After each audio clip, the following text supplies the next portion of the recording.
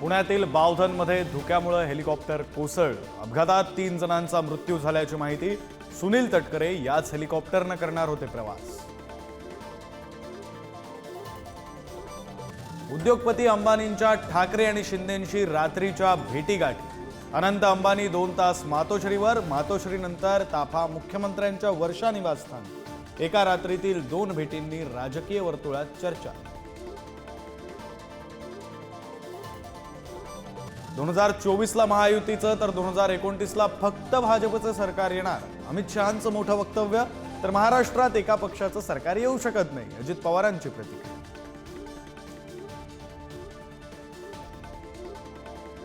दिवाळीत लाडक्या बहिणींना मिळणार 3000 रुपये। भाऊबीजेला रिकाम्या हाताने पाठवणार नाही, उपमुख्यमंत्री अजित पवारांचं वक्तव्य। वाराणसीमधील मंदिरांमधून साईबाबांच्या मूर्ती हटवल्या। सनातन रक्षक दलाकडून कारवाई। नवा वाद निर्माण होण्याची शक्यता।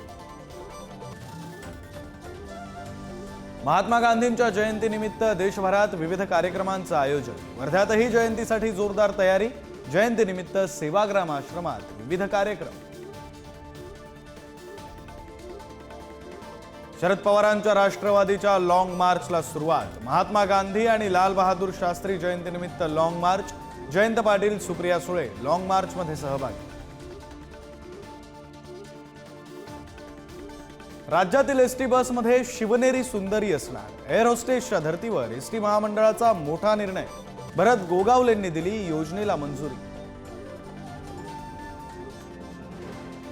ताडोबातील जंगल सफारीला आजपासून सुरुवात। जून ते सप्टेंबर या कालावधीत ताडोबातील कोर क्षेत्र पर्यटन सफारी होती बंद। पावसाळ्यानंतर पुन्हा सफारीचा आनंद लुटता येणार। इराणने इस्रायलवर 180हून अधिक मिसाईल्स डागल्या।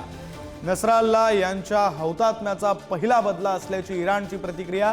तर इराणला याची किंमत मोजावी लागेल, नेत्यानाहूंचा इशारा।